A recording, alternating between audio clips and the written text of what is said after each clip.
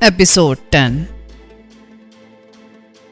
उमरदीन ने यह चैलेंज उस लड़की को दिया था जो अपनी इज्जत बचाने के लिए अब तक ना जाने कितने बदकार आदमियों के पेट फाड़ चुकी थी। आसमान पर चांद तो नहीं निकला हुआ था, मगर सितारों की धुंधली रोशनी में रूबी को सब कुछ नजर आ रहा था। उमरदीन के हाथ में भी पिस्तौल था। एक नकाबपोश ने टैक्सी ड्राइवर को अपने निशाने की जद में ले रखा था कि वो कहीं भाग न जाए। दूसरे नकाबपोश के पिस्तौल का रुख भी रूबी की तरफ था। रूबी के पास सिर्फ एक प्याज छीलने वाली छोटी सी छुरी थी जिसे उसने घर से निकलते वक्त अपने साथ रख लिया था। ये छुरी बाएं जानिब उसकी शलवार के नेफे में लगी थी, जहां उसका हाथ 1 सेकंड से भी कम मुद्दत में पहुंच सकता था। मगर वो पाकिस्तान में किसी को कत्ल नहीं करना चाहती थी। इस वक्त वो इस हकीकत को भी फरामोश कर चुकी थी कि उसका मुकाबला पाकिस्तान के किसी शरीफ शहरी से नहीं है, बल्कि ऐसे लोगों से है जो जराइम पेशा हैं, जिनका काम पाकिस्तान के शरीफ लोगों की जिंदगियों में जहर घोलना और उनके अमन सुकून को तबाह बर्बाद करना है। रूबी के चेहरे पर किसी किस्म की परेशानी के आसार नहीं थे। उसने बड़े पुरसुकून अंदाज में उमरदीन से कहा, उमरदीन, मेरे खाविंद शेर खान ने तुम पर भरोसा किया है। मैं तुम्हें अपना बुजुर्ग और भाई समझती हूँ कि जो कुछ तुम कर रहे हो ये तुम्हें ज़ेब नहीं देता। उस पर उमरदीन ने रूबी को गाली दी और बड़े तहकीर आमेज लहजे में बोला, बड़ी नेक पाक बनती हो, मैं सब जानता हूँ। सीधी तरह मेरे साथ चलो, नहीं तो यहाँ तुम्हारी लाश तड़प रही होगी। रूबी को आज तक किसी ने ऐसी गंदी गाली नहीं दी थी, मगर वो मुश्तैल होना नहीं चाहती थी। वो खून का घूंट पीकर रह गई। उसने एक बार फिर उमरदीन को मुखातिब करते हुए कहा, अभी भी कुछ नहीं बिगड़ा, मुझे घर वापस जाने दो। मैं शेर खान से बल्कि किसी से भी कुछ नहीं कहूंगी, मैं तुमसे वादा करती हूँ। मगर उस बदकिरदार जराइम पेशा को क्या खबर थी कि उसके सामने कौन औरत खड़ी है। वो नहीं जानता था कि वो जख्मी शेरनी के मुंह में हाथ डालने की कोशिश कर रहा है। उमरदीन ने रूबी को एक और गाली दी और अपने नकाबपोश साथी से बोला, पकड़ कर नीचे गिराओ इसको। मुंह क्या देख रहे हो इसका। वो नकाबपोश रूबी की तरफ तेजी से बढ़ा कि उसे बालों से पकड़कर नीचे गिरा दे। अब रूबी के सामने कोई दूसरा रास्ता नहीं रह गया था। फिर भी उसने उनमें से किसी को हलाक करने से गुरेज ही किया। वो उन्हें थोड़ा सा सबक सिखाना चाहती थी। जो ही नकाबपोश पिस्तौल लिए रूबी के करीब आया, रूबी का हाथ नेफे से छुरी निकाल चुका था। फिर एक बिजली सी चमककर नकाबपोश बदमाश पर गिरी और दूसरे लम्हे उसका पिस्तौल रूबी के हाथ में था। उसकी गर्दन रूबी के बाजू के शिकंजे में थी। रूबी ने ऊपर तले 2 फायर कर दिए। एक गोली टैक्सी ड्राइवर के पास खड़े नकाबपोश के बाजू में लगी और दूसरी उमरदीन की रान को चीरती हुई निकल गई। वो लोग रूबी से इस किस्म के दिलेराना जवाबी हमले की तवक्को नहीं कर रहे थे। उन्हें गोलियां भी लग चुकी थी। रूबी चाहती तो उनकी खोपड़ियां भी उड़ा सकती थी, लेकिन वो ऐसा नहीं करना चाहती थी। दोनों जख्मी होकर झुक गए थे। रूबी ने लपक कर उनके पिस्तौल छीन लिए। दोनों नकाबपोश और उमरदीन बेबसी मगर शदीद गुस्से के आलम में जमीन पर बैठे थे। रूबी के दोनों हाथों में भरे हुए पिस्तौल थे। ड्राइवर ने गाड़ी स्टार्ट कर दी। वो वहां से भाग जाना चाहता था। रूबी दौड़कर ड्राइवर के सर पर पहुंच गई। मेरे भाई, तुम्हें मुझे उसी जगह पहुंचाना होगा जहां से तुम मुझे लेकर आए थे। फिर रूबी ने उमरदीन से कहा, उमरदीन, अगर मैं चाहती तो ये जो गोली तुम्हारी टांग में लगी है वो तुम्हारे दिल के आर पार भी हो सकती थी, मगर मैं तुम्हें और तुम्हारे साथियों को एक मौका और देना चाहती हूँ। अल्लाह के हुजूर अपनी मुजरिमाना जिंदगी से तौबा करो और शरीफ लोगों जैसी जिंदगी बसर करो। मैं वादा करती हूँ कि इस वाकये के बारे में अपने खाविंद से या किसी से कुछ नहीं कहूंगी। ये कहकर वो टैक्सी में बैठी और ड्राइवर से बोली, जितनी जल्दी हो सके मुझे उस जगह ले जाओ जहां से लाए थे। ड्राइवर खौफजदा था। उसने इंजन स्टार्ट किया और टैक्सी लेकर वापस रवाना हो गया। रूबी ने चलती गाड़ी में से दोनों पिस्तौल उमरदीन की तरफ उछाल दिए। वो चाहती थी कि शेर खान के घर वापस आने से पहले पहले वो कोठरी में पहुंच जाए। सिनेमा का आखिरी शो 12 बजे खत्म होता था और शेर खान 12:30 बजे घर वापस आ जाता था। टैक्सी वाले ने बड़ी जल्दी उसे कोठरी के बाहर पहुंचा दिया। रूबी के पास कोई पैसा नहीं था। उसने ड्राइवर से कहा, भाई, दिन के वक्त आकर किराया ले जाना। वो सामने वाली कोठरी हमारी है, और हाँ, इस वाक़े का जिक्र तुम भी किसी से मत करना। ड्राइवर के दिल में रूबी का एहतराम पैदा हो गया था और वो उसकी दिलेरी और बहादुरी से भी जबरदस्त मुतासिर था। उसने कहा, कोई बात नहीं बहन जी, यूं समझ ले कि किराया मैंने ले लिया है। ये कहकर वो वहां से टैक्सी भगाकर ले गया। कोठरी सुनसान पड़ी थी। लोग अपनी अपनी कोठरियों में गहरी नींद सो रहे थे। रूबी को यही फिक्र थी कि कहीं शेर खान वापस ना आ गया हो, लेकिन ये देखकर उसकी जान में जान आई कि वो अभी तक सिनेमा से नहीं लौटा था। कोठरी का दरवाजा बंद करके रूबी ने कुंडी लगा दी और लैंप रोशन करके चारपाई पर कंबल डालकर लेट गई। शेर खान 12:30 बजे के करीब घर आया और उसने मखसूस अंदाज में दरवाजा खटखटाया। रूबी ने जाकर दरवाजा खोला। शेर खान ने मामूल के मुताबिक हाल अहवाल पूछा और खाना खाकर सो गया। रूबी ने लैंप गुल कर दिया और अपनी बात पर कायम रही। उसने अपने साथ गुजरने वाली संगीन वारदात के बारे में शेर खान को कुछ नहीं बताया। दूसरी रात शेर खान वापस आया तो खाना खाते वक्त रूबी से कहने लगा, उमरदीन की टांग हादसे में जख्मी हो गई है। बेचारा थोड़ी देर के लिए सिनेमा आया था, लकड़ी के सहारे चल रहा था। रूबी को तसल्ली हुई कि उमरदीन ने भी उस वारदात की खबर किसी को नहीं होने दी। वैसे वो इस पोजीशन में था भी नहीं क्योंकि वो हमलावर था, मगर चूंकि पिस्तौल की गोली लगने से वो जख्मी हुआ था, इस एतबार से वो रूबी के खिलाफ थाने में रपट दर्ज करवा सकता था। पुलिस में उसका असर और रसूख भी बहुत था, पर उसने ऐसा नहीं किया और रूबी को उसकी ये बात अच्छी लगी कि उमरदीन शरीफाना जिंदगी की तरफ वापस आ रहा है। वो यही चाहती थी कि पाकिस्तान में अमन अमान बहाल रहे और जराइम को खत्म करने में हर पाकिस्तानी अपना भरपूर किरदार अदा करे। एक हफ्ते के बाद उमरदीन शेर खान के घर आया। उस वक्त शेर खान सिनेमा घर में ड्यूटी पर था।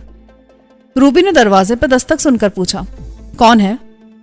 बाहर से उमरदीन ने बड़ी आर्जाना आवाज में कहा, रूबी बहन, मैं हूँ उमरदीन, तुमसे माफी मांगने आया हूँ। ये देखकर कि उमरदीन अपनी मुजरिमाना जिंदगी से तौबा करके राह रास्त पर आ गया है, रूबी को बड़ी खुशी हुई। उसने दरवाजा खोल दिया। उमरदीन लकड़ी के सहारे चलकर कोठरी में आया और चारपाई पर बैठते उसने हाथ जोड़ दिए। बहन, मुझे माफ कर दो। तुमने माफ ना किया तो हशर के दिन खुदा भी मुझे माफ नहीं करेगा। मैंने तुम्हारे साथ जो सलूक किया वो मेरी पिछली गुनाह आलूद जिंदगी का हिस्सा था। अब मैंने गुनाहों से तौबा कर ली है और अहद कर लिया है कि सारी जिंदगी शरीफ आदमियों की तरह गुजारूंगा। मैंने सारे बुरे लोगों से दोस्ती खत्म कर दी है। अब मैं नमाज भी पढ़ने लगा हूँ, मगर जब तक तुम मुझे माफ नहीं करोगी मेरी बहन, मुझे सुकून नसीब नहीं होगा। रूबी का दिल एक अजीब पुरसुकून कैफियत में डूब गया। उसने कहा, भाई, मैं खुद गुनाहगार हूँ, किसी को माफ करने के लायक नहीं हूँ। उमरदीन बच्चों की तरह रोने लगा और रूबी के कदमों में गिर गया। रूबी जल्दी से पीछे हट गई। ये क्या करते हो? बहन, मैंने तुम्हारे साथ ज्यादती की थी। तुमने मुझे माफ ना किया तो कयामत के दिन मेरी रुसवाई होगी। अल्लाह ताला भी मुझे शायद माफ नहीं करेगा। मैं तुम्हारे पांव पड़ता हूँ, एक बार अपनी जुबान से कह दो कि तुमने मुझे माफ कर दिया। रूबी ने कहा, हाँ भाई, मैं अल्लाह को गवाह बनाकर कहती हूँ कि मैंने तुम्हें माफ किया। मुझे तुमसे कोई गिला शिकवा नहीं। मेरे परवरदिगार, मेरी बहन ने मुझे माफ कर दिया, अब तू भी मेरे गुनाह बख्श दे। तू बड़ा रहीम और करीम है। उसके बाद उमरदीन ने रूबी का शुक्रिया अदा किया कि उसने पुलिस में रिपोर्ट नहीं की। रूबी बोली, भाई उमरदीन, मैंने तुम्हें उसी वक्त कह दिया था कि मैं चाहती हूँ कि तुम बुराई छोड़कर नेकी का रास्ता इख्तियार करो। इस वास्ते मैं किसी से इस वारदात का जिक्र नहीं करूंगी। मैंने शेर खान को भी कुछ नहीं बताया। पाकिस्तान इस्लामी मुल्क है। इस मुल्क में हमें इस्लाम के बताए हुए रास्ते पर चलकर नेक पाक जिंदगी बसर करनी चाहिए ताकि हम दुनिया और आखिरत में भी सुरखरू हो। उमरदीन फरत अकीदत से बार बार सर हिलाता रहा और कहता, सुभान अल्लाह, मेरी बहन के ख्यालात कितने अच्छे हैं। बहन, अब मैं कभी कोई बुरा काम नहीं करूंगा। मैंने सब बुरे दोस्तों से नाता तोड़ लिया है। अगर कभी तुम्हें अपने भाई की मदद की जरूरत महसूस हो तो मुझे इत्तला दे देना। तुम देखना कि तुम्हारा भाई तुम पर अपनी जान भी निसार कर देगा। ये कहकर उमरदीन ने आंसू पोंछे और बाहर निकल गया। रूबी का दिल खुशी से भर गया। उसके अच्छे सलूक ने एक बुरे आदमी को अच्छे रास्ते पर डाल दिया है। ये बहुत बड़ी बात थी। रूबी ने अल्लाह के हुजूर सिजदा शुक्र अदा किया और पाकिस्तान की सलामती के लिए दिल से दुआएं मांगने लगी।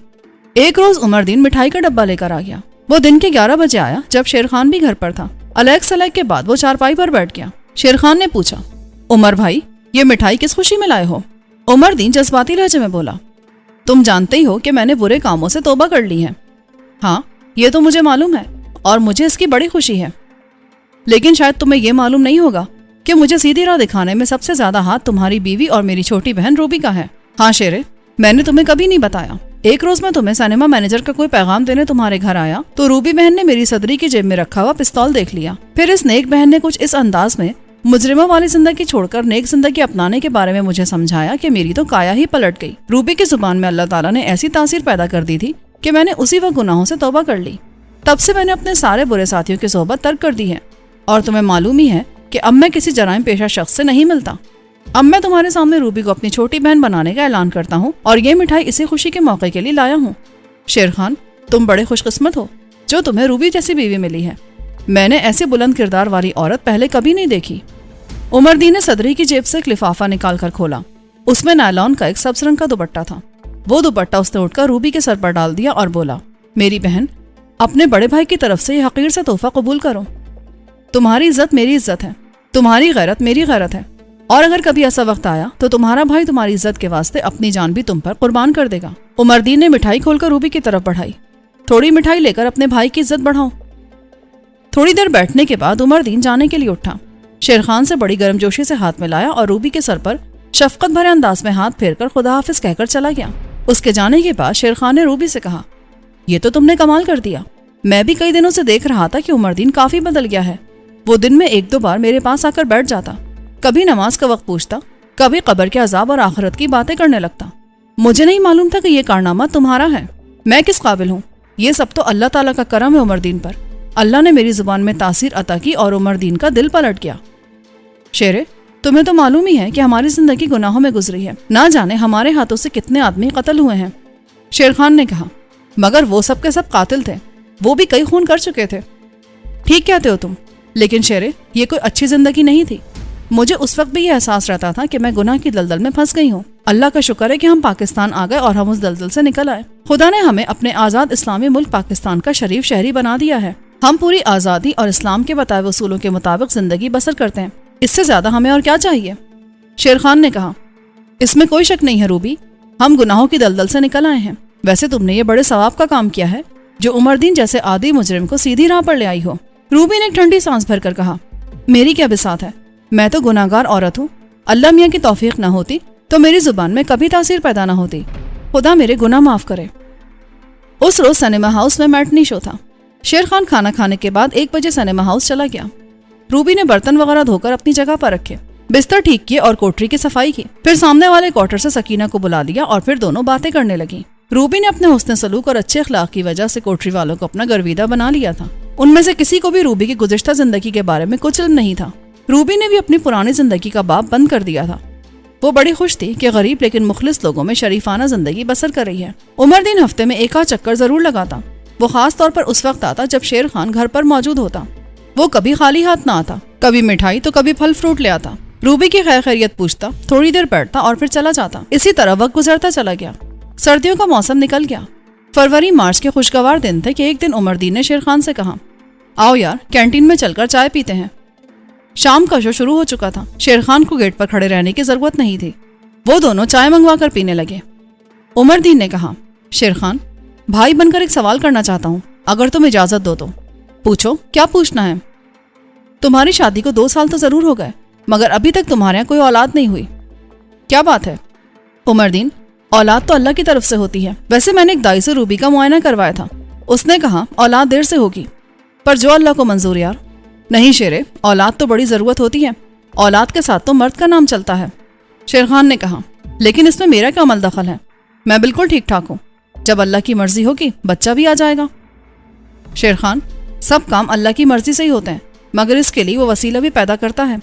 ہاں یہ تو ہے میرے بھائی، اس وقت ایک وسیلہ موجود ہے، اگر تم پسند کرو تو اللہ کی مرضی اور اس شخص کے وسیلے سے تمہارے گھر میں باہر آ سکتی ہے۔ وہ کیا وسیلہ ہے؟ بس یوں سمجھ لو شیرے کہ ایک بیٹا تمہارے گھر میں آ گیا ہے۔ میری بات غور سے سنو۔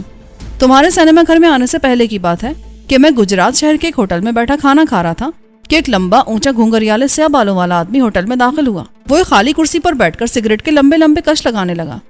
وہ بڑا گرانڈیل قسم کا آدمی تھا، گہرا سانولا رنگ تھا اور آنکھیں لال انگاروں کی طرح چمک رہی تھیں۔ سب لوگ اس پراسرار آدمی کی طرف دیکھنے لگے۔ اس آدمی نے کیا کیا کہ بیٹھے بیٹھے ڈکاریں لینی شروع کر دی۔ آخر ایک آدمی نے ہمت کر کے کہہ دیا، جناب ہوٹل میں بیٹھنے کے کچھ آداب ہوتے ہیں۔ اس آدمی نے گھور کر اعتراض کرنے والے کو دیکھا اور بڑے جلال میں کہا، اچھا یہ بات ہے تو میں اپنے ڈکار تمہیں دیتا ہوں، لو۔ بھائی شیر خان، میرے دیکھتے ہی دیکھتے اس اعتراض کرنے والے کو ڈکار شروع ہو گئے۔ اس کے بعد اسے ہچکی لگ گئی۔ اسے بہتیرا پانی وغیرہ پلایا گیا مگر کوئی فرق نہ پڑا۔ لوگ اسے لے کر کسی ڈاکٹر حکیم کی طرف دوڑے۔ لوگوں پر اس آدمی کا بڑا روپ پڑ گیا۔ میں بھی متاثر ہوا۔ فوراً اس کے پاس جا کر ادب سے بیٹھ گیا اور بڑے احترام سے اس آدمی کے گھٹنے چھوئے۔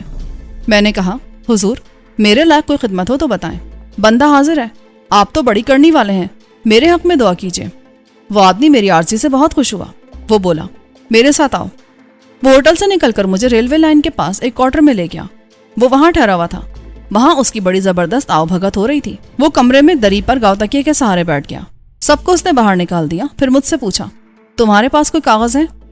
میں نے جیب سے پاکٹ بک نکال کر کہا، حضور یہ ہے، اس میں سے جتنے چاہے کاغذ دے لیجئے۔ اس شخص نے پاکٹ بک میں سے کچھ سفید کاغذ پھاڑے، بک مجھے واپس کی اور سفید کاغذوں کو اپنے ہاتھ کی ہتھیلیوں میں آہستہ آہستہ ملنے لگا۔ تھوڑی دیر بعد اس نے کاغذ میری طرف اچھال دیے اور جلالی آواز میں بولا، تم نے ہمارا ادب کیا تھا، ہم تم سے بہت خوش ہوئے، ابھی یہ لے جاؤ، پھر کبھی دیکھا جائے گا۔ میں نے گول گچھا بنے سفید کاغذوں کو کھول کر الگ الگ کیا تو یہ دیکھ کر میرے ہوش غائب ہوگا کہ سفید کاغذ ہزار ہزار کے نوٹوں میں تبدیل ہو چکے تھے۔ اس زمانے میں ابھی نیا 1000 کا نوٹ چلا تھا۔ یہ کل 8000 روپے تھے۔ وہ آدمی بولا، یہ جعلی نوٹ نہیں ہے، اصلی ہیں۔ اس وقت پاکستان اسٹیٹ بینک کے خاص کمرے میں جو لکڑی کے بڑے صندوق نوٹوں سے بھرے ہیں، ان میں سے ہزار ہزار کے 8 نوٹ اس وقت تمہارے ہاتھ میں آ چکے ہیں۔ ان کا کسی سے ذکر مت کرنا۔ پھر اس نے گھر والوں کو اندر آنے کی اجازت دی۔ باداموں والی سبز چائے کا دور شروع ہو گیا۔ لوگ آ کر اپنی غرض بیان کرتے۔ वो शख्स उन्हें कुछ ना कुछ हिदायत करता, किसी को झिड़क कर बाहर निकाल देता, किसी को गालियां देने लगता। वो बेचारा शर्मसार होकर पलट जाता। इस दौरान 2 औरतें भी आईं जिनको डॉक्टरों ने कह दिया था कि उनके यहाँ कभी बच्चा नहीं होगा।